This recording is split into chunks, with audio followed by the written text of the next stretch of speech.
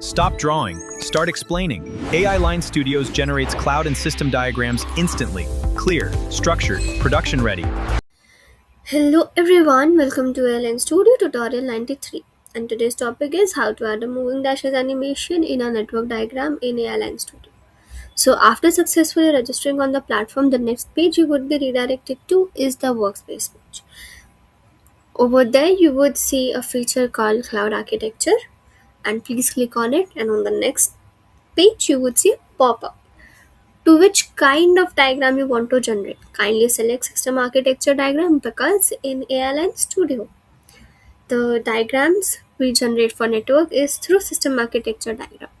Now I have already generated the diagram for my use case, which is a very small office setup where there is firewall, router, modem, internet, and your office employees are getting connected to your Wi-Fi. So today we are talking about the animations. So kindly click on the animation panel and we are talking about the moving dashes. Click on it and you would see that all the dashes, all the arrows would start flowing and showcasing this thing that how everything is connected in this diagram. So if you want to change the dash color, you can do it from here. If you want to update the dash length, you can do it from here.